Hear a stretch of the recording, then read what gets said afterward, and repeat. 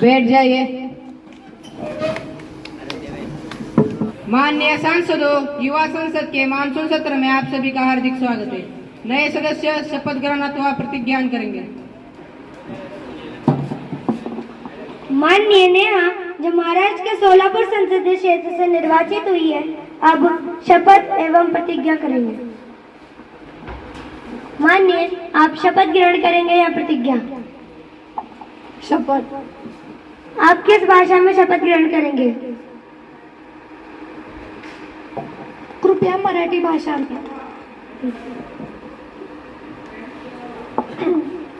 शपथ। मी युवा नेहा संसदेची लोकसभा सदस्य म्हणून निवडून आल्यामुळे देवाची शपथ घेते की मी कायद्याने स्थापित केलेल्या भारतीय संविधानावर विश्वास आणि निष्ठा ठेवेन, देशाचे सार्वभौमत्व आणि एकता राखेन आणि मी ज्या पदाची सूत्रे स्वीकारणार आहे त्या कर्तव्यांचे प्रामाणिकपणे पालन करेन, तसेच सर्व नागरिकांच्या कल्याणासाठी नेहमी प्रयत्नशील राहीन।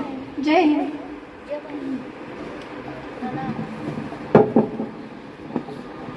माननीय, मान्यता, जो तमिलनाडु के मद्रास संसदीय क्षेत्र से निर्वाचित हुई है, अब शपथ एवं प्रतिज्ञा ग्रहण करेंगे।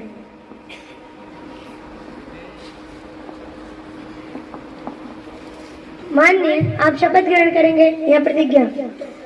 आप किस भाषा में शपथ ग्रहण करेंगे? English. I, Manyata, having been elected a member of lower house of youth parliament, do swear in the name of God that I will bear true faith and allegiance to the Constitution of India, as by law established, that I will uphold the sovereignty and integrity to India, and that I will faithfully discharge the duty upon which I am about to enter.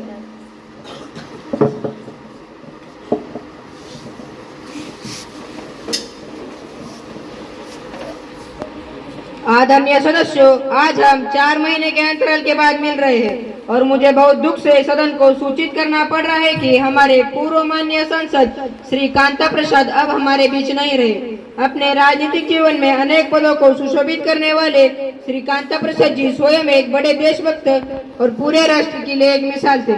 उनके असमय निधन से हमने एक योग्य नेता को खो दिया है और राष्ट्र को न पूरे होने वाली क्षति हुई है। आज हम श्रद्धा पूर्वक उन्हें श्रद्धांजलि अर्पित करते हैं और भगवान से प्रार्थना करते हैं कि उनके दुखित परिवार को यह दुख सहन करने की शक्ति दे और उनकी आत्मा को शांति मिले। श्रीमान, मैं कांता प्रसाद, जिनकी मृत्यु पर सभा ने शोक व्यक्त किया, उनको अपनी श्रद्धांजलि अर्पित करता हूँ। वह बहुत ही तजुर्बे वाले और व्यवहारिक नेता थे। उनका जन्म एक साधारण परिवार में हुआ, लेकिन अपनी योग्यता से उन्होंने अनेक पदों को हासिल किया। वह पूरे राष्ट्र के लिए लोकप्रिय नेता थे। इसी कारण उनके निधन का शोक हम सबको बहुत है। उनके परिवार के लिए मैं अपनी भारी संवेदना प्रकट करता हूँ। श्रीमान, सदन की ओर से दिवंगत आत्मा को दी गई श्रद्धांजलि में मैं भी भागीदार हूँ। स्वर्गीय कांता प्रसाद जी के साथ एक साथी के रूप में कार्य करना मेरा सौभाग्य था। वे अपने मीठे और शांत स्वभाव के कारण सबके प्रिय थे और उन्होंने कभी भी किसी को नाराज नहीं किया। वे सदा मुस्कुराते रहते थे और खुले दिल के व्यक्ति थे। उनके निधन से हमने एक बहुत अच्छा सामाजिक, राजनीतिक एवं सार्वजनिक कार्यकर्ता को खो दिया है। मैं अपनी ओर से दुखित परिवार के लिए संवेदना व्यक्त करता हूँ।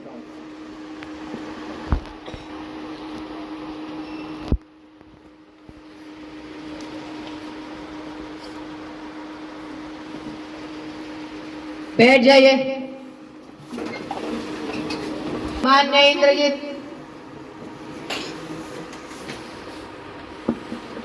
माननीय अध्यक्ष महोदय, मैं आपके माध्यम से रक्षा मंत्री से पूछना चाहता हूं कि जब सरकार लगातार ये दावा कर रही है कि जम्मू कश्मीर में सामान्य स्थिति लौट आई, तभी पहलगाम में 26 पर्यटकों की हत्या के इस हमले ने उन दावों को कितनी चोट पहुंचाई है? सरकार अब तक किन खामियों को स्वीकार कर रही है? ऑपरेशन सिंदूर के दौरान हमारे जवानों की शहादत हुई। क्या सरकार यही बताएगी कि आधुनिक हथियार, ड्रोन निगरानी और तकनीकी सहयोग पर्याप्त मात्रा में उन्हें उपलब्ध कराया गया था या नहीं?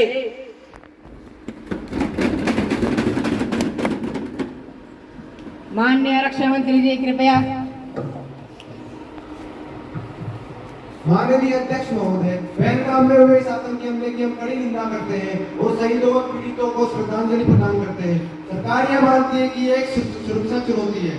हालांकि जम्मू कश्मीर में हाल ही के वर्षों में आतंकवादी घटनाओं में उल्लेखनीय कमी आई है, लेकिन आतंकवाद पूरी तरह समाप्त नहीं हुआ है और जब तक आतंकवाद खत्म नहीं हो जाता तब तक हम इस पर कार्य करते रहेंगे और इस हमले की पूरी जांच राष्ट्रीय सुरक्षा एजेंसी द्वारा की जा रही है। दोषियों को किसी भी हाल में बख्शा नहीं जाएगा। साथ ही पर्यटकों और स्थानीय नागरिकों की सुरक्षा के लिए कदम उठाए गए हैं। सरकार इस घटना को सामान्य स्थिति के खिलाफ एक अलग घटना के रूप में देखती है, लेकिन हमारे लिए एक चेतावनी भी है। आतंकवाद के खिलाफ हमारी लड़ाई जारी है। माननीय अध्यक्ष महोदय, सबसे पहले मैं इस अवसर पर हमारे वीर जवानों की शहादत को नमन करता हूं और उनके परिवारों के प्रति गहरी संवेदना व्यक्त करता हूं। हमारी सेना के जवान सुरक्षा के लिए अपना सर्वोच्च बलिदान देते हैं और उनकी वीरता पर गर्व करती है। जहां तक सवाल है आधुनिक हथियारों और तकनीकी सहयोग का, सरकार सुरक्षा बलों को अत्याधुनिक उपकरण, ड्रोन निगरानी, नाइट विजन डिवाइस एवं प्रतिरोधी रक्षा तंत्र, जिनमें रूसी तकनीकी से निर्मित S-400 और स्वदेशी एयर डिफेंस रडार और आकाश जैसी विरोधी रक्षा प्रणाली शामिल है। भारतीय सेना के पास एक से एक लड़ाकू विमान, भारी बम वर्षक शामिल है। भारतीय नौसेना के पास विमान वाहक पोत और पनडुब्बियां शामिल है। हालांकि पिछले कुछ वर्षों में रक्षा बजट में उल्लेखनीय वृद्धि की गई है। सीमा प्रबंधन को तकनीकी रूप से मजबूत किया जा रहा है। अंतिम शब्दों में मैं विपक्षी नेता से पूछना चाहूंगा कि 26/11 का हुआ था कि हमला हुआ, उस समय आपकी सरकार थी, जब आपने जवाबी कार्रवाई में क्या किया? मैं विपक्ष से पूछना चाहूंगा कि क्या हुआ उन 76 लोगों की शहादत का, क्या हुआ मेजर संदीप पुनिकृष्णन के बलिदान का? प्रश्न संख्या 102 माननीय रामेश्वर। माननीय अध्यक्ष महोदय जी, मैं आपके माध्यम से रक्षा मंत्री से यह पूछना चाहता हूं कि जम्मू कश्मीर में धारा 370 हटाने के बाद वहां पर शांति होगी, अमन होगा, विकास की लहरें चरम सीमा पर होगी, ऐसा सरकार के द्वारा कहा गया था। लेकिन आज वहां की स्थितियां कुछ और ही दर्शाती है। वहां टारगेट किलिंग के केस बढ़ते जा रहे हैं। अगर टारगेट किलिंग के केस बढ़ते जा रहे हैं, इसी महीने में 15 से अधिक टारगेट किलिंग हो चुकी है। अब सरकार और कितनी हत्याएं करवाएगी? जैसे अभी का ही मामला है, वहां 2 कश्मीरी पंडितों की बेरहमी से हत्या कर दी गई, उनका नाम पूछकर गोली मारी जा रही है। अगर सरकार से इतना पुराना मुद्दा नहीं सुलझाया जा रहा तो मुझे नहीं लगता कि सरकार देश के बाकी मुद्दे सुलझाने में समर्थ है। तो मैं अंत में यही कहना चाहूंगा, फूलों से नहीं कहूंगा कुछ भी वतन के लिए, फूलों से नहीं कहूंगा कुछ भी वतन के लिए, बंदूकों से नहीं कहूंगा कुछ भी चमन के लिए, लेकिन आप लोगों से इतना जरूर कहूंगा कि 2-4 मिनट ही सही पर वक्त तो निकालिए अपने वतन के लिए, अपने वतन के लिए। माननीय गृह मंत्री जी कृपया। माननीय अध्यक्ष महोदय, मैं आपके माध्यम से बताना चाहता हूँ 5 अगस्त 2020 को धारा 370 हटने के पश्चात जम्मू और कश्मीर में विकास की लहर चरम सीमा पर है। धारा 370 हटने के बाद पहले के मुकाबले आज की परिस्थितियों में काफी बदलाव आया है। जम्मू और कश्मीर में मेडिकल कॉलेज और हॉस्पिटलों का निर्माण किया गया है। बच्चों द्वारा सैनिक पत्थर फेंकना समाप्त हो गया है। लाल चौक में झंडा लहराना मुश्किल था, आज वही हमारा झंडा शान से लहराया जा रहा है। आतंकवादियों को जहन्नुम भेजा गया है और आगे भी इसी तरह आतंकवादियों को जहन्नुम भेजा जाएगा। जनता के विकास और सुरक्षा प्रयत्न किए जाएंगे। आधिकारिक तौर पर पीओके भारत का है और इसे जल्द से जल्द भारत में लाने की कोशिश की जा रही है। माननीय अध्यक्ष महोदय, सोचिए उस काल में सिरन सी जुड़ जाती है, क्या हुआ उन कश्मीरी पंडितों का? यह बात उस समय के सरकार को भाती है। अगर हम बात करें उनके परिवारों की तो यह पूरे भारतवर्ष को पता है कि उनके साथ किस प्रकार का शर्मनाक व्यवहार हुआ और ना जाने कैसे कैसे कश्मीरी पंडित जान बचा कर भागे। और विडंबना देखिए, उस समय के कार्यकारी नेता अपने नींद में सपनों के धागों को सुलझा रहे थे। तब किसकी सरकार थी? तब किसकी सरकार थी?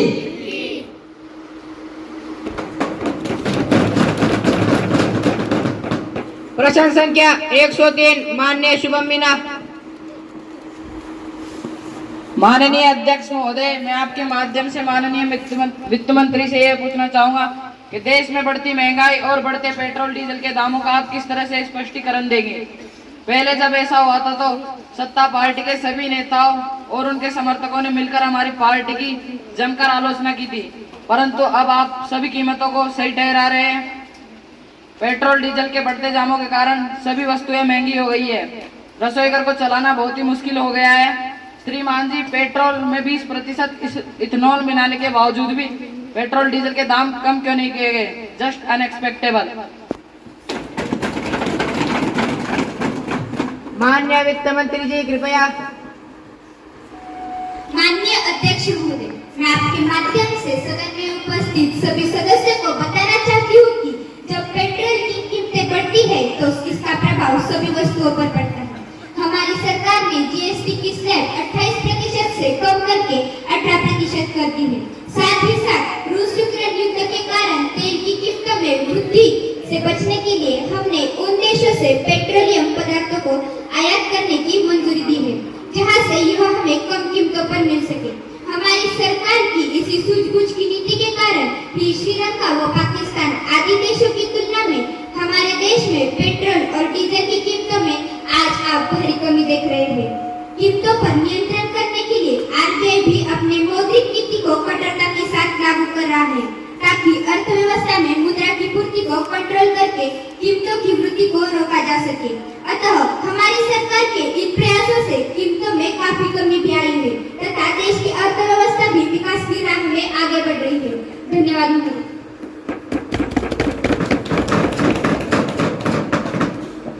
प्रश्न संख्या 104 सुश्री शिवानी मीना। माननीय अध्यक्ष महोदय, मैं आपके माध्यम से सत्ता पक्ष से यह प्रश्न पूछना चाहती हूँ कि आपके द्वारा आयोजित की जाने वाली भारत यात्रा का कोई औचित्य भी है या जनता का ध्यान अपनी ओर आकर्षित करने की कोई नई नीति है? इससे भारत की जनता को कोई लाभ भी होगा या नहीं? आप इसका उत्तर देने में सक्षम हैं या नहीं? करने से पहले आप मुझे सत्ता पक्ष द्वारा हर विभाग में अल्पसंख्यक बहुसंख्यक करने की नीति के बारे में तर्क दें। चाहे अजान या हनुमान चालीसा विवाद हो या गांधी सावरकर विवाद, हमारी पार्टी द्वारा हमेशा लोकतंत्र को ही बचाने का प्रयास किया गया है। फिर चाहे वो भारत की यात्रा की नीतियां हैं क्यों न हो, हम जब धर्मनिरपेक्ष राष्ट्र की स्थापना के लिए कुछ करते हैं, कोई कदम बढ़ाते हैं, तब आपको दिक्कत हो जाती है। यह तो विपक्ष का धर्मनिरपेक्षता के लिए एक कदम था, एक प्रयास था। और एक बात आप कान खोल कर सुन लीजिए, हम निरपेक्ष देश के हित के लिए कार्य करते हैं और कार्य करते रहेंगे। हमें कोई फर्क नहीं पड़ता। अगर आपको इससे आपत्ति हो, हमने भारत छोड़ो आंदोलन किया था तथा भारत जोड़ो आंदोलन भी करेंगे। धन्यवाद महोदय। प्रश्न संख्या 105 माननीय रोहित। माननीय महोदय जी, मैं आपके माध्यम से शिक्षा मंत्री से पूछना चाहता हूं कि जवाहर नवोदय विद्यालय के शिक्षकों एवं अन्य कर्मचारियों जिनकी नियुक्ति 1 जनवरी 2004 से पूर्व की जा चुकी है, उनको फैमिली पेंशन 1972 मिलती है या नहीं? यदि नहीं तो क्यों? माननीय शिक्षा मंत्री जी कृपया। माननीय अध्यक्ष महोदय, मैं आपके माध्यम से संसद में बैठे सदस्य को ये बताना चाहता हूँ कि जवाहर नवोदय विद्यालय को नई दिल्ली एनपीएस यानी कि नवोदय विद्यालय समिति की स्थापना की गई और उसे एक्ट 1860 के अंतर्गत पंजीकरण किया गया। और बात है पेंशन की, तो आपको बता दूं, सरकार 1 जनवरी 2004 के पूर्व के सभी कर्मचारियों को पेंशन देने में असमर्थ है। और नवोदय कर्मचारियों की बात है, नवोदय कर्मचारियों के लिए भी सरकार गंभीरता से पेंशन पर विचार कर रही है और इसके लिए लोकसभा में 12 सदस्यों की कमेटी बनाई गई है। इस कमेटी की रिपोर्ट आने के बाद सरकार गंभीरता से विचार करेगी। धन्यवाद। 106 माननीय अर्जुन।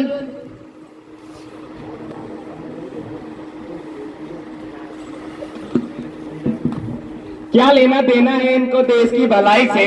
अरे क्या लेना देना है इनको देश की भलाई से? जो बढ़ते हैं अपनी जेब झूठ की कमाई से, जो बढ़ते हैं अपनी जेब झूठ की कमाई से।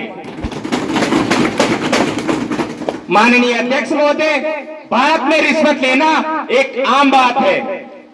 आम जनता को हर छोटे छोटे कार्यों के लिए जैसे बिजली, राशन, पानी, न्याय आदि नगर एवं सेवाएं के लिए रिश्वत देनी पड़ती है और बड़े बड़े पदों पर ऑफिसर वह भी ये कार्य बखूबी से निभाते हैं।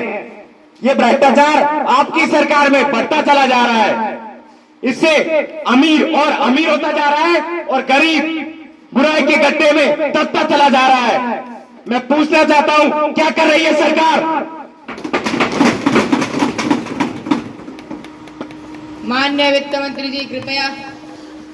माननीय अध्यक्ष महोदय, मैं आपके माध्यम से सरकार द्वारा चलाए गए कार्यक्रम सदन में उपस्थित सभी सदस्यों को बताना चाहती हूँ, जिसमें लोकपाल और लोकायुक्त अधिनियम, जिसमें लोकपाल उच्च पद जैसे मंत्री, सांसद, सरकारी अधिकारी के खिलाफ भ्रष्टाचार की जांच कर सकता है। डिजिटल इंडिया और तकनीक के उपयोग से पारदर्शी, जिसमें सरकारी सेवाओं का डिजिटलीकरण, गवर्नेंस प्रक्रिया में मानवीय दखल कम हुआ, जिससे रिश्वत की संभावना बढ़ी है।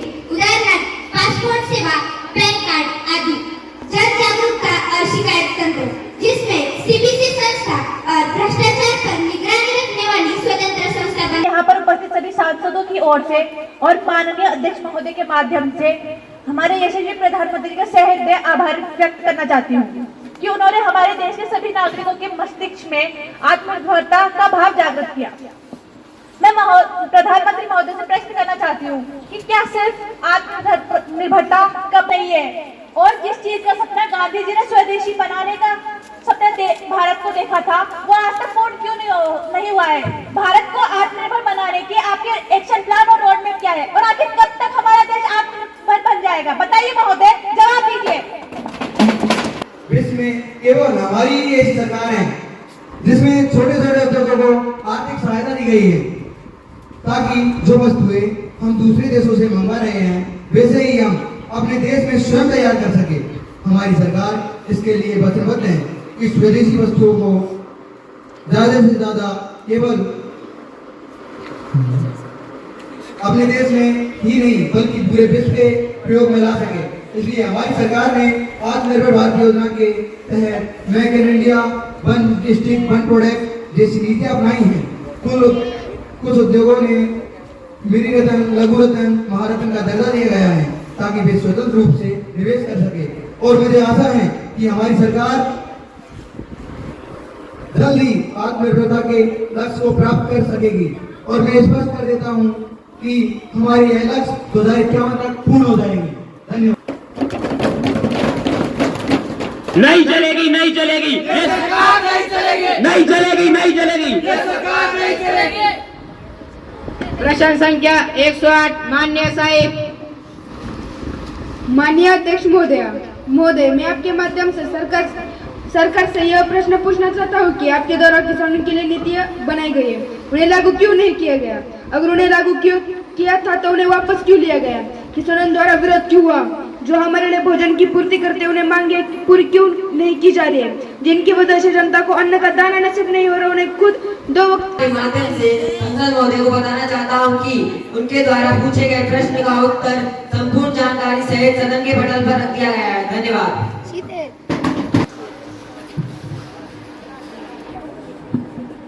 माननीय अध्यक्ष महोदय, हमें पता है कि भारत में दहेज प्रथा अभी भी विद्यमान है। यह एक सामाजिक सोच की कमी है। दहेज के कारण आजकल लोग महिला की देह तक को जला देते हैं। मैं पूछना चाहता हूं कि सरकार सो रही है पूरी तरह से? जवाब दीजिए। माननीय महिला सशक्तिकरण मंत्री कृपया। माननीय अध्यक्ष महोदय, जैसे मुद्दों पर कड़ी कार्रवाई की है जिससे देश में महिलाएं सुरक्षित महसूस करें। हमने दहेज निषेध अधिनियम 1961 के तहत मामलों में त्वरित कार्रवाई और सख्त सजा की सुनिश्चित की है। बेटी बचाओ बेटी पढ़ाओ आंदोलन के तहत हमने महिलाओं के प्रति सम्मान और दहेज जैसी मानसिकता को कमजोर किया है। हमने महिलाओं के लिए महिला राष्ट्रीय सुरक्षा हेल्पलाइन नंबर 1091 और 1081 शुरू किया है, जिससे महिलाओं को खतरे की स्थिति में जल्द ही सहायता मिल सके। हमने उज्ज्वला योजना और स्वयं सहायता समूह से महिलाओं को आर्थिक रूप से आत्मनिर्भर बनाया है। धन्यवाद। An announcement. On my behalf and on the behalf of Honorable Member of the House, I have great pleasure in extending our warm welcome to a delegation consisting of Constitutional Assembly of Nepal who are on visit to India as our honored guests. The honorable members of delegation are Mithali from Nepal, नमस्ते। Gauri from America,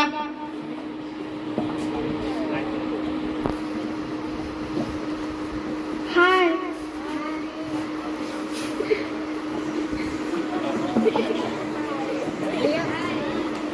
Sushri Sanskriti, debate में question debate में करना भी debate होगी। माननीय अध्यक्ष महोदय, मैं आपके माध्यम से कानून मंत्री से पूछना चाहूंगी कि सीबीआई तथा ईडी के बढ़ते दुरुपयोग को नजरअंदाज करने का क्या मतलब है, और ये जो सत्ता पक्ष के नेता बार बार कहते रहते हैं कि इन्हें विपक्ष मुक्त भारत चाहिए। नेताजी, जब सीबीआई ने अपराधियों पर छापेमारी की थी तब भ्रष्टाचारी सहयोगी पार्टी की सहायता से बच निकले थे आपके मंत्री, तब कहाँ थी आपकी सरकार? क्या सरकार सोई हुई थी?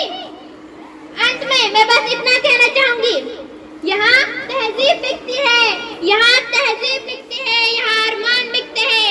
अरे जरा तुम दाम तो बोलो, यहाँ ईमान बिकते हैं, यहाँ ईमान बिकते हैं। माननीय कानून मंत्री जी कृपया। माननीय अध्यक्ष महोदय, मैं आपके माध्यम से सदस्य महोदय तथा सभा में उपस्थित सभी को बताना चाहता हूँ तथा विश्वास दिलाना चाहता हूँ कि सीबीआई निष्पक्ष थी, है और रहेगी। और जो सदस्य कह रहे हैं कि हमारी पार्टी में आने के बाद नेताओं पर लगे आरोपों पर पर्दा डाल दिया जाता है, तो इस विषय में इतना ही कहना चाहूंगा कि धूल डाले चार नहीं छिपता। और रही बात विपक्षी नेताओं के घरों में छापे पड़ने की, अगर उन्हें लगता है कि वे पूरी तरह से ईमानदारी से कार्य कर रहे हैं तो सीबीआई की जांच से डर क्यों रहे हैं? अब जब ईमानदारी की बात आई गई है तो मुझे हिंदी में एक प्रसिद्ध लोकोक्ति याद आ गई, नीम मीठी हुए चाहे सींचो गुड़ घी से। इसलिए आपसे निवेदन है कि सीबीआई को अपना काम करने दे तथा कारण सीबीआई तथा ईडी पर आरोप न लगाए। माननीय महोदय जी, अब मैं जो कहना चाहता हूँ, अगर उससे किसी को ठेस पहुँचे तो मैं पहले ही आपसे क्षमा मांगता हूँ, क्योंकि जो लोग सीबीआई की निष्पक्षता पर आरोप लगा रहे हैं तो वो जान ले कि बिल्ली के जरा पे चीका नहीं टूटता और कौवे के घोंसले से भैंस नहीं मरती। धन्यवाद। सुश्री समीक्षा।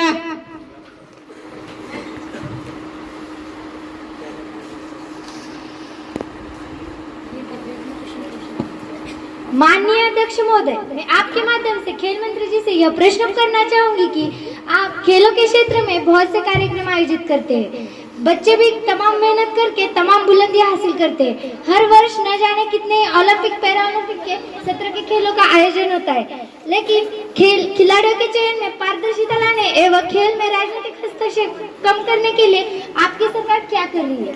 अंत में मैं इतना कहना चाहूंगी कि बातों से नहीं हाथों से बदल देंगे दुनिया, बातों से नहीं हाथों से बदल देंगे दुनिया। सालों के साल गए लेकिन खेल में कभी राजनीति का हस्तक्षेप कम आया? माननीय खेल मंत्री जी कृपया। माननीय महोदय नमस्कार, मैं आपके द्वारा संसद को यह बताना चाहूंगी कि इस संदर्भ में हम मल्टीपल लेवल पर काम कर रहे हैं। इतनी ज्यादा कमियां, खराबियां या गंदगी थी कि उन्हें जड़ से साफ करने में इतना वक्त लग रहा है। विभिन्न खेलों से जुड़े प्रसिद्ध खिलाड़ियों को उनके खेलों से जुड़ी एसोसिएशन के चेयरमैन आदि के रूप में नियुक्त किया जा रहा है ताकि प्रतिभाशाली खिलाड़ियों को प्रोत्साहन मिले। खेलों में पॉलिटिकल इंटरफेरेंस कम करने के लिए ईमानदार एवं खेल से संबंध रखने वाले चयनकर्ताओं को नियुक्त किया जा रहा है। महिला खिलाड़ियों एवं खेलों के बीच बनी दीवार को बलपूर्वक तोड़ा जा रहा है। भारत के अलग अलग क्षेत्रों के युवा खिलाड़ियों की प्रतिभा को देखते हुए खेलो इंडिया, खेलेगा इंडिया, खिलेगा इंडिया आदि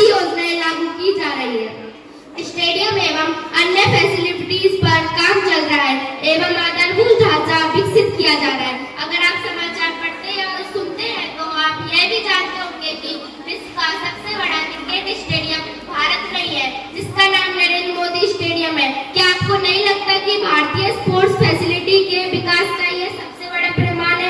अंत में मैं अपनी तथा आपकी सरकार की ओर से यही कहना चाहूंगी कि जब जीत के कोई खिलाड़ी वापस देश आता है, स्वागत में उसके पूरा हिंदुस्तान खड़ा होता है और देश का सीना चौड़ा हो जाता है। तिरंगा भी शान से लहराता है, तिरंगा भी शान से लहराता है। धन्यवाद। जय हिंद, जय भारत। माननीय प्रकाश। माननीय अध्यक्ष महोदय, मैं आपके माध्यम से आदिवासी मंत्रालय की मंत्री महोदया से प्रश्न पूछना चाहूंगा कि वैसे तो हमारे संविधान में सभी को समान अधिकार प्राप्त है, लेकिन आज भी बहुत से आदिवासी समुदाय हाशिए पर है, उनका सामाजिक बहिष्कार होता है। भारत के मूल नागरिक होते हुए भी वे द्वितीय नागरिक का जीवन व्यतीत करें। जंगलों को काटकर उनकी मातृभूमि छीनी जा रही है, उन्हें बेघर किया जा रहा है। इस विषय के संदर्भ में सरकार क्या कर रही है?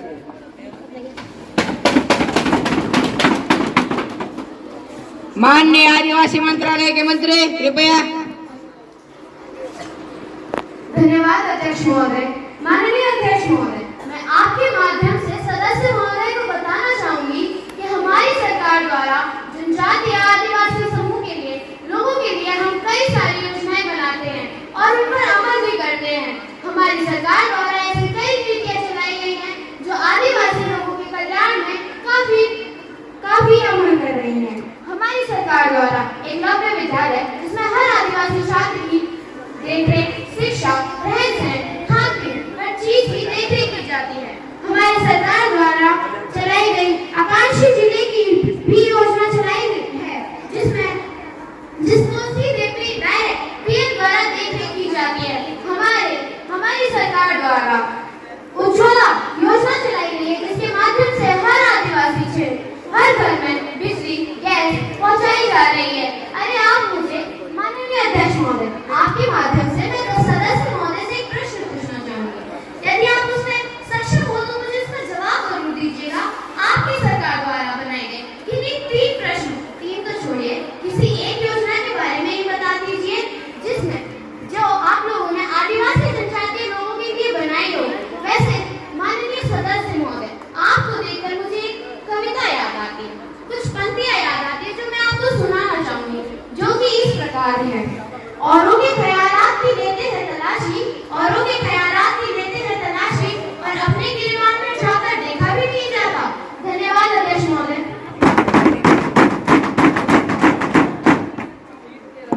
मैं विपक्ष द्वारा पूछे गए प्रश्न के उत्तर में जवाब देना चाहूंगा कि आप हमारी 3 योजनाओं की बात करती है। मैं आपको 3 के गुना 3 योजनाओं के बारे में बताता हूं। हमारी सरकार ने आदिवासियों के सर्वांगीण विकास के लिए अनेक योजना लागू की है। स्वतंत्रता के बाद 1951 में पहली पंचवर्षीय योजना के साथ ट्राइबल डेवलपमेंट ब्लॉक की स्थापना की गई। 1974 में 5वीं पंचवर्षीय योजना के दौरान ट्राइबल सब प्लान शुरू की, जिससे आदिवासी क्षेत्रों के लिए अलग बजट सुनिश्चित हुआ है। 1980 के दशक में इंटीग्रेटेड ट्राइबल डेवलपमेंट प्रोजेक्ट लागू किया, जिसमें शिक्षा, स्वास्थ्य, कृषि और रोजगार को बढ़ावा दिया गया। 1996 में हमारी सरकार ने ऐतिहासिक पेशा अधिनियम लाकर जनजाति ग्राम सभाओं का अधिकार दिए ताकि वे अपने संसाधनों पर निर्णय ले सके।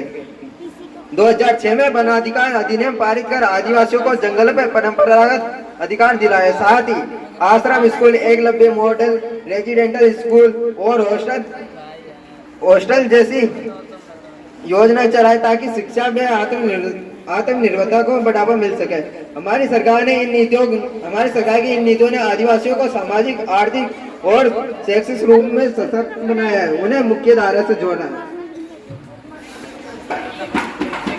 माफ कीजिएगा अध्यक्ष महोदय, पर मुझे लगता है सदस्य सरकार कितने वर्ष सत्ता में रही। मैं बताती हूँ, हमारी सरकार जितने वर्ष सत्ता में चल रही है ना, उसके 5 गुना अधिक वर्ष रही है। और आपकी सरकार ने जितनी नीतियां बनाई है उसकी दुगनी हमारी सरकार ने बना दी गई है। और आपकी सरकार ने जितना कुल खर्च आदिवासी लोगों पे किया है, शायद उससे दुगना हमारी सरकार कर चुकी है। मुझे लगता है आपको और जानकारी लेनी चाहिए थी माननीय सदस्य महोदय। धन्यवाद अध्यक्ष महोदय।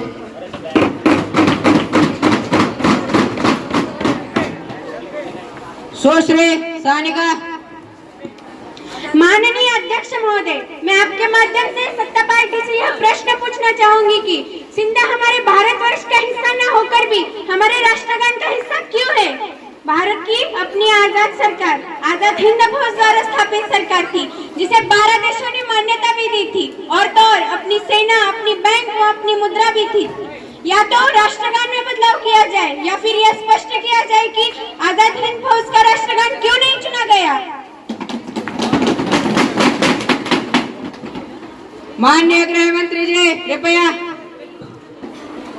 अध्यक्ष महोदय, मैंने राष्ट्रगान को लेकर आपकी बात ध्यानपूर्वक सुनी। मैं विपक्ष से यह जानना चाहता हूँ कि जब भारत को ब्रिटिश राज से आजादी मिली तब उन्होंने सुभाष चंद्र बोस को प्रधानमंत्री का पद देने की बजाय किसी और को गोद दिया। और मैं यह भी पूछना चाहता हूँ कि जिस समय आजादी मिली उस समय तो आपकी सरकार सत्ता पक्ष में थी, तो तब आपने आईएनए के एंथम राष्ट्रगान क्यों नहीं बनाया। हमारी सरकार को सत्ता में आए हुए मुश्किल से 8 वर्ष हुए और ये राष्ट्रगान आपके समय से गाया जा रहा है और हमारे समय में भी गाया जाएगा। जैसे कि विपक्षी दल से एक प्रश्न यह भी था कि इसको आज हम भी हमारे राष्ट्रगान में गिना जाता है, तो मैं उन्हें स्पष्ट करना चाहूंगा कि यह सिंध का मतलब सिंधु संस्कृति से और सिंधी लोगों से है, जो कि हमारी सरकार की संस्कृति का हिस्सा है। और तो और हमारी सरकार अखंड भारत के निर्माण के लिए कृत संकल्प है। बहुत बहुत धन्यवाद। श्रोते। माननीय अध्यक्ष महोदय, मैं आपके माध्यम से महिला विकास मंत्री से यह प्रश्न करना चाहूंगी कि क्या इस भारत देश में महिलाएं सच में सुरक्षित हैं? अरे छोटे बच्चियों के साथ अनहोनी या रेप की घटनाएं हो रही है, आपके इस पर क्या तर्क है? क्या कर रहे हैं महिला विकास मंत्री? इस पर एक शायरी याद आती है, क्या कर लोगे बनकर विश्व महाशक्ति। अरे क्या कर लोगे बनकर विश्व महाशक्ति अगर लड़कियां अकेली सड़कों पे नहीं चल सकती। माननीय महिला सशक्तिकरण मंत्री कृपया। माननीय अध्यक्ष महोदय, मैं आपके माध्यम से सभा के सभी सदस्यों को बताना चाहूंगा कि देश में बच्चियों के बलात्कार के रोकने के लिए हमने बहुत से कदम उठाए हैं। हमने 2018 में कानून में संशोधन कर 12 साल से कम बच्चियों के बलात्कार पर फांसी की सजा का प्रावधान किया है। डेवलपमेंट के द्वारा महिलाओं की सुरक्षा के लिए शहरों में सीसीटीवी कैमरे, सेफ ट्रांसपोर्ट और स्ट्रीट लाइट जैसे सुविधाएं उपलब्ध कराई है। हमने महिलाएं हेल्पलाइन नंबर 1081 और 1081 से संकट स्थिति में महिलाओं को सुरक्षा प्रदान करने की है। हमने हर जिले में सखी वन स्टॉप सेंटर खोले हैं, जिससे कि बलात्कार से शिकार महिलाओं को कानूनी चिकित्सा और मानसिक सहायता एक जगह पर मिल सके। हमें बलात्कार के मामले में महिलाओं को न्याय मिल सके, इसके लिए फास्ट ट्रैक अदालतें देश में स्थापित की है। हमने स्कूलों कॉलेजों समाज में बेटी बचाओ बेटी पढ़ाओ और महिला सम्मान अभियान के तहत बहुत से कार्य करे हैं। धन्यवाद महोदय। सुश्री करिश्मा।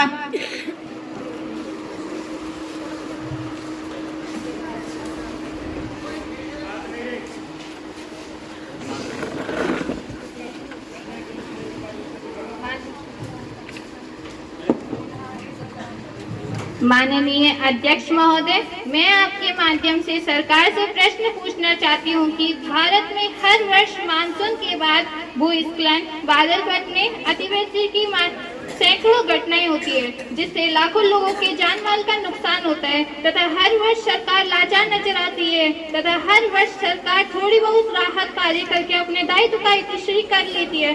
आखिर कब तक जनता हर वर्ष परेशान होती रहेगी? सरकार कोई ठोस कदम क्यों नहीं उठाती? इतनी संवेदनहीन सरकार कैसे हो सकती है? इन पर जवाब दे। पूछता है भारत क्यों एक ही बार बारिश से कई शहरों में जल भराव की समस्या हो जाती है, नालों की सफाई की पोल खुल जाती है, पानी बसों के अंदर तक घुस जाता है। सरकार की इस पर क्या योजना है? कृपया बताने का कष्ट करें।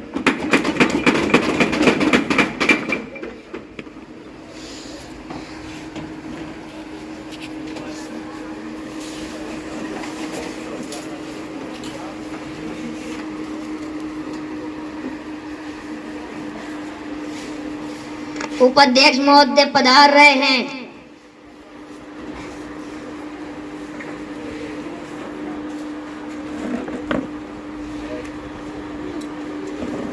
कृपया स्थान ग्रहण करें। Now let us take up a motion on rape culture in India by leader of opposition for a debate in the House.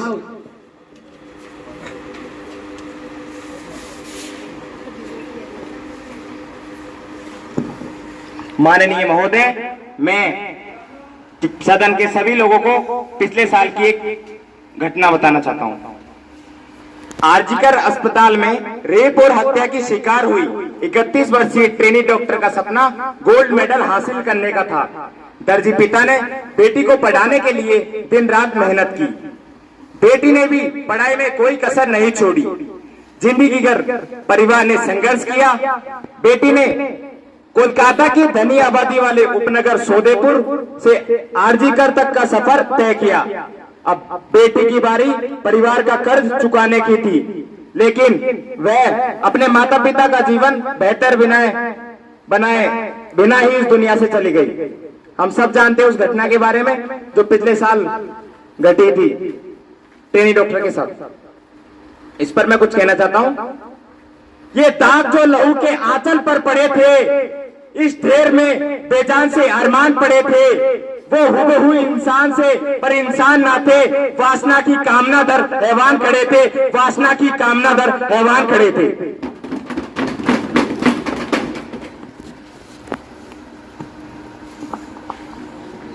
माननीय महोदय, मैं आपके माध्यम से हमारे लीडर की बात को आगे बढ़ाते हुए कहना चाहती हूँ कि हमारा देश प्रगति तो कर रहा है। विज्ञान, तकनीकी और शिक्षा के क्षेत्र में दूसरे देशों से कंधा मिलाकर चल रहा है, लेकिन दुख की बात यह है कि हमारे देश में महिला सुरक्षा आज भी एक बहुत बड़ी चुनौती बनी हुई है। यह रेप केस सिर्फ अपराध नहीं है, यह इंसानियत पर किया हुआ सबसे बड़ा हमला है। रेप किसी महिला के शरीर, आत्मा और सम्मान पे किया गया सबसे बड़ा अपराध है। जिस देश में एक तरफ देवियों के नाम पे महिलाओं को पूजा जाता है, उसी देश में दूसरी तरफ महिलाओं के साथ इतना बुरा किया जाता है कि उन्हें सुरक्षा महसूस तक नहीं होती। ये हमारे लिए बहुत ही शर्म की बात है महोदय।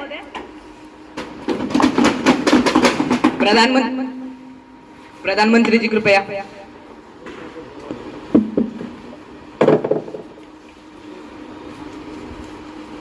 माननीय अध्यक्ष महोदय, अब मैं कुछ आंकड़े को समझाते हुए अपनी बात को स्पष्ट करना चाहता हूं।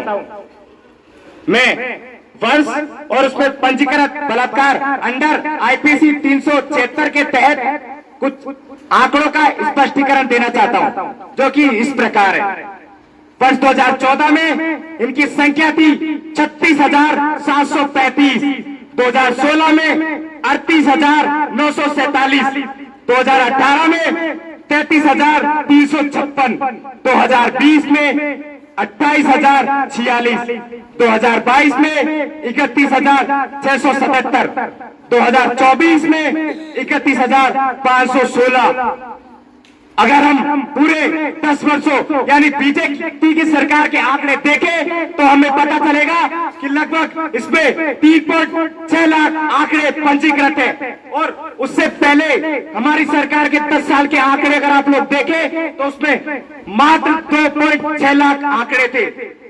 आखिर ये 1 करोड़ लोगों का बढ़ाव किस लिए? बोलिए।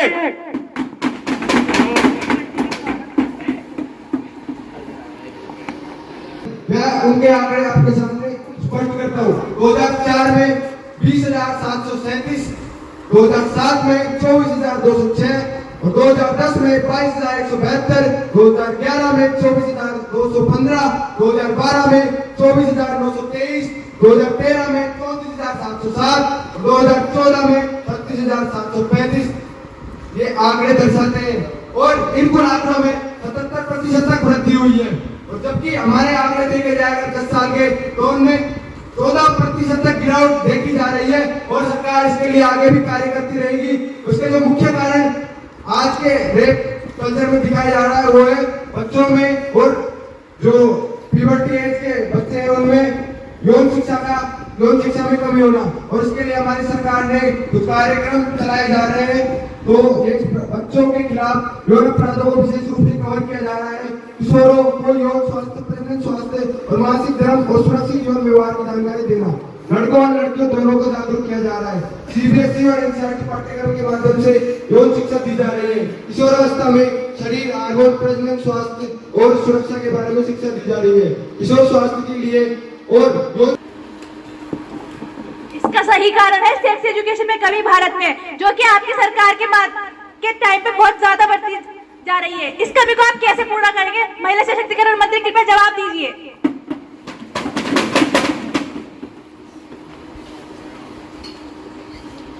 गाँव और शहरों में सेक्स एजुकेशन बढ़ाने के लिए काम कर रहे हैं। हम कक्षा 6 से 12 तक यौन शिक्षा को अनिवार्य करने का प्रयास कर रहे हैं। इसे हम लाइफ स्किल एजुकेशन या हेल्थ एंड सेफ्टी एजुकेशन नाम से शामिल करने का प्रयास लगातार कर रहे हैं। हमने इसमें विषय जो शामिल किए हैं वो इस प्रकार है: शरीर में बदलाव, सुरक्षित यौन व्यवहार, गुड टच, बैड टच, लैंगिक समानता, ऑनलाइन सुरक्षा। और हमने शिक्षकों को ऐसे विषयों पर पढ़ाने के लिए सांस्कृतिक रूप से संवेदनशील और वैज्ञानिक ढंग से तैयार किया है, जिससे शिक्षक बिना झिझक पढ़ा सके और बच्चों के सवालों का सही जवाब दे सके।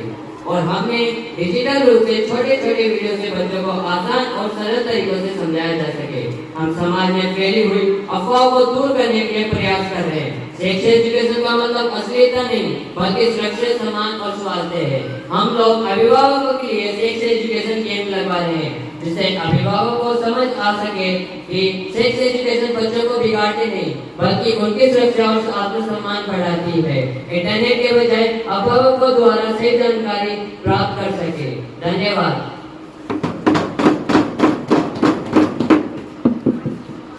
माननीय अध्यक्ष महोदय, मैं आपकी ओर से सभी संसद जनों को ये बताना चाहता हूं, मेरी तरफ से एक कारण जो मुझे लगता है कि यह कारण हो सकता है, इसको मैं एक चुटकुले के माध्यम से सुनाना चाहता हूं।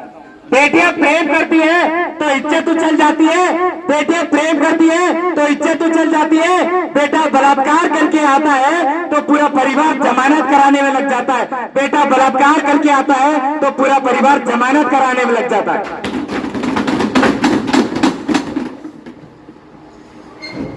माननीय अध्यक्ष महोदय, मैं आपको मेरी तरफ से कुछ बलात्कार के कारण बताना चाहता हूं, जो इस प्रकार है।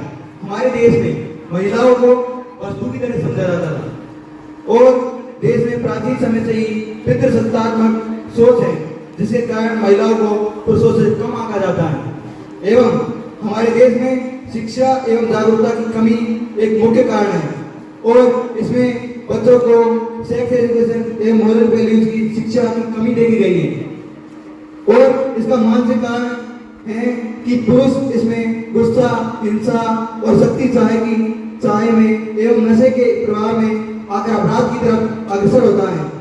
और इसका कानूनी एवं प्रशासनिक कारण यह है कि कानून का सख्ती से लागू न होना एवं कि अगर हम इसको कम कर सकते हैं एवं कानून, सख्त कानून और त्वरित न्याय व्यवस्था सुनिश्चित करके और समाज में लैंगिक समानता को बढ़ावा देकर और सार्वजनिक स्थानों पर सुरक्षा में निगरानी बढ़ाकर और महिला हेल्पलाइन नंबर की शुरुआत एवं महिला सुरक्षा से जुड़े ऐप्स एवं ट्रैकिंग सिस्टम विकसित करके इसको हम कम कर सकते हैं। और हमारी सरकार द्वारा इसके लिए अनेक कार्यक्रम चलाए गए थे, जो कि महिला विभाग मंत्री ने आपको बताए। अब मैं इसके लिए आपसे कुछ कहना चाहता हूँ। यह रेप केस का मामला अकेले सरकार का नहीं है, इसको अकेले कोई सरकार नहीं सुलझा सकती। अगर आप इसमें हमारा एवं ये सभी लोग जो यहाँ पर बैठे हुए हैं, वे यहाँ हमें सपोर्ट करें, जिसके द्वारा हम इसको कम कर सकते हैं। अगर हम सरकार करते रहे तो यह कभी खत्म नहीं होने वाला। अगर आपके मन में कुछ सुझाव है तो वह हमें बताए, क्योंकि अगर ऐसे सरकार खेलेंगे तो यह कभी कम नहीं होगा। धन्यवाद। क्या बात कर रहे हो, जान दे देंगे इसके लिए। भारत में अब ऐसी साझेदारी हो, बच्ची किसी की भी हो, सबको प्यारी हो, रेप करने वाले को फांसी दो, चाहे वो मौलवी हो या पुजारी हो, चाहे वो मौलवी हो या पुजारी हो।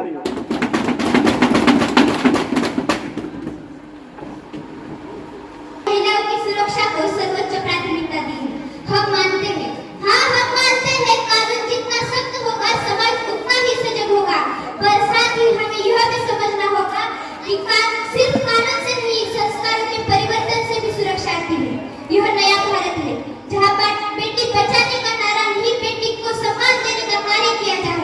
विपक्ष नेता। माननीय महोदय, मेरा इस पर विचार यह है कि हम सब मिलकर इस समस्या की गंभीरता को समझते हुए मिलकर इस पर कुछ निर्णय लें और कानून बनाएं।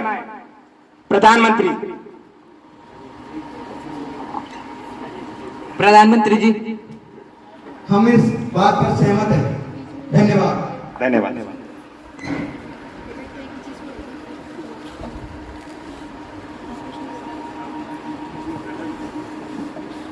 माननीय सदस्यगण, सदन में शांति बनाए रखें।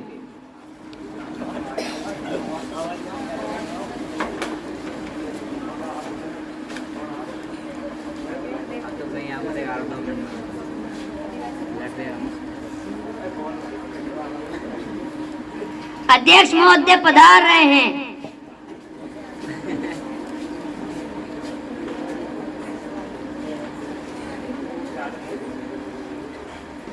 बैठ जाइए। Honourable prime minister please.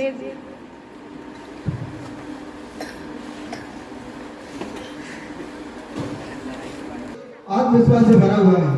सपनों को संकल्प के साथ परिश्रम की नई परिभाषा को करते हुए देश ने नई ऊंचाई को छू रहा है। आपके 55 साल और हमारे कुछ साल, अगर उस समय आप चाहते काम करना तो 2 दशक में हिंदुस्तान के हर घर में बिजली पहुंच जाती। यह जो 20 साल में पूरा होना चाहिए था, वह मैंने आकर पूरा किया है। 2004 में भी वह दिन था, 2009 में वह दिन था, 2014, 2010 में भी, और घरों में बिजली पहुंचाने के लिए मुझे रात दिन मेहनत करनी पड़ी। अनुभव कहता है, जब मिलावट सरकार आती है तो क्या हाल होता है। अब तो महामिलावट आने वाली है। जो हेल्थ कॉन्शियस सोसाइटी है, वह भी मिलावट से मुक्त भारत ढूंढती है। यह मेरा सपना नहीं है, मैं तो महात्मा गांधी जी का सपना पूरा कर रहा हूँ। कुछ लोगों को मध्यम वर्ग की आशाएं, अपेक्षाएं बाहर लगती हैं, पर मैं उन्हें गौरव समझकर कार्य करता हूँ। जीएसटी से पहले जब एलईडी बल्ब 150-200 रुपए का आता था, तो ऐसा क्या है कि हमारे आने के बाद वही बल्ब 50 रुपए में आ रहा है, और इस एलईडी बल्ब से 50,000 करोड़ रुपए का बिजली का बिल कम हुआ है। डीबीटी के तहत यही 50,000 करोड़ रुपए गरीबों के अकाउंट में जा चुके हैं। जब पहले 1 रुपए ऊपर से आता था, तब 10 पैसे नीचे पहुंचते थे। आयुष्मान भारत योजना के आने से बहुत से लोगों को फायदा हुआ है। गंभीर बीमारियों से गरीबों को इलाज मिला है। इतना विकास हो रहा है, लेकिन मेरे विपक्षियों को यकीन ही नहीं हो रहा। बीमा योजना में 5 लाख रुपए तक मुफ्त चिकित्सा उपलब्ध करवाई गई है। कोरोना के कारण जो बच्चों की शिक्षा का जो नुकसान हुआ है, उसके लिए नई शिक्षा नीति को अपनाया गया है। आपके राज में पहले इतना काम नहीं होता था, क्योंकि पहले नोट बिस्तर के नीचे चले जाते थे, बोरियों में बंद हो जाते थे। ये हम जो प्रधानमंत्री आवास योजना के तहत गरीबों को घर बनाकर दे रहे हैं और उनकी चाबी महिलाओं के हाथों में रख दे रहे हैं। मुझे वोट का मोह नहीं है, मैं यहाँ राजनीति नहीं राष्ट्रनीति करने आया हूँ। जो काला धन लिया है वह वापस लिया जाएगा। पहले जब 26/11 को अटैक हुआ था, तब मुंबई पर तो आपने कैंडल जलाई थी, लेकिन हमने पूरी इधर surgical strike, Balakot air strike करवाई। जब आपके राज में हमारे हृदय स्थल संसद पर हमला हुआ था, तब तो जानकारी होते हुए भी आपने कुछ नहीं किया। लगता है आप चाहते थे यह हो। हमने 200 करोड़ लोगों को वैक्सीन लगाने जैसी एक चुनौती को पार किया है। आपके कार्यकाल में जब पोलियो ड्रॉप्स दवाई पूरी दुनिया को मिल जाती थी, तब जाकर हमारे देश में पहुंचती थी। और यही नहीं, समस्त नागरिकों को टीका लगाने में भी इनको 25 साल लग गए। हम जल्द ही संपूर्ण देश का नवनिर्माण करेंगे। अपनी ईमानदार नीतियों द्वारा पवित्र मन से हम संकल्प से सिद्धि की ओर अवश्य बढ़ेंगे। ये जो आप अपने मियाँ मिट्टू बन रहे हैं, इस पर मैं कहना चाहूँगा कि गिनवा के तो बताइए आपकी नीतियाँ और उपलब्धियाँ। माननीय अध्यक्ष महोदय, मैं आपके माध्यम से सदन को हमारी सरकार द्वारा चालू की गई नीतियों और योजनाओं को अवगत कराना चाहूँगा। हमारी नीतियाँ इतनी प्रभावी हैं कि वे जन के हर एक नागरिक तक पहुँची हैं तथा रिकॉर्ड भी बना रही हैं। जैसे Ayushman Bharat, air strike in Pakistan, Beti Bachao Beti Padhao, bullet train, corporation free India, COVID vaccination, digital India, GDP GST, Ganga cleaning, highway construction, Indradhanush. ये बिकता है रोता है क्या, ये तो ये बिकता है रोता है क्या, और आगे आगे देखिए होता है क्या, होता है क्या। धन्यवाद। Now the House is adjourned to meet again tomorrow at 11 a.m.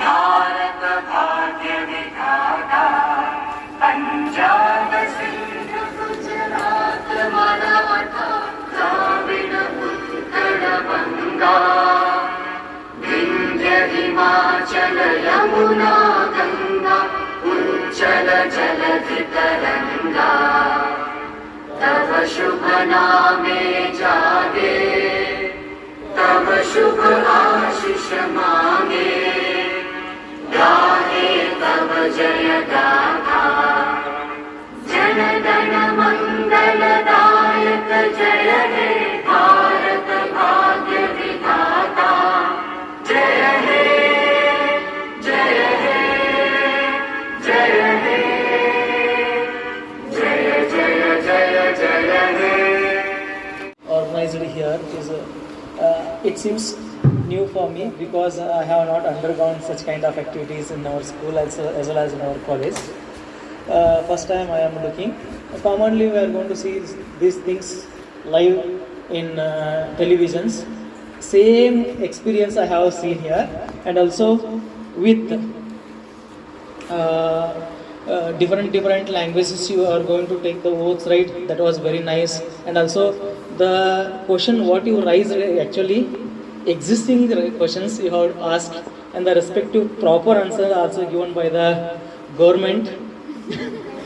It is an opportunity to see live Pradhan Mantri ji and also all the ministers and Nirmala Sitharaman and people are there here. So it's a nice experience to our young generation. For you also, if you have different kinds of view in your life for your good career, you can able to use this kind of experience for the further development. I wish you all for your future and God bless you all. Thank you. मैं विद्यालय प्राचार्य doctor Ramesh बाबू sir से भी आग्रह करूंगा कि आज की इस युवा संसद पर संक्षेप में प्रकाश डालें। प्यारे बच्चों, आज हमारे बीच डॉक्टर चिदानंद प्रोफेसर RIE अजमेर हैं। उनकी उपस्थिति में उनके विद्यालय की जो यहाँ इंटर्न्स स्टूडेंट्स हैं, उन्होंने ये कार्यक्रम रखा था। टीचिंग लर्निंग प्रोसेस के साथ साथ उनको विद्यालय में कैसे एक्टिविटी आयोजित कराएं, उनको भी सीखना है। उसी के अंतर्गत आज की एक्टिविटी उन्होंने आयोजित करवाई। इस एक्टिविटी में मैंने देखा कि उन्होंने खुद तो मेहनत की ही है, साथ में जो हमारे विद्यालय के बच्चे हैं उन्होंने काफ़ी मेहनत की है, और वो हमें ऐसा लगता है भविष्य के ये नेता हो गए हैं। उनकी स्पीच देख करके हमें लगता था कि आगे चल के ये जरूर MLA MP का चुनाव लड़ेंगे और जीतेंगे भी। मैं इन बच्चों को बधाई देता हूँ, और जो RIE की हमारे जो स्टूडेंट्स हैं, इंटर्न्स हैं, इनको भी हम शुभकामनाएं देते हैं। भविष्य में एक आप अच्छा टीचर बने और इसी तरह से विद्यालय चलाएं। बहुत बहुत धन्यवाद सभी का। रोमा मिट गई जान से, मगर कोई बात है कि हंसती मिटती नहीं हमारी। अभी बहुत कुछ है बाकी, नामो निशा हमारा और सारे जहां से अच्छा दोस्त, सारे जहां से जवाहर नवोदय हमारा। बहुत बहुत धन्यवाद। जय हिंद, जय भारत। इसी के साथ ये सभा समाप्त होती है।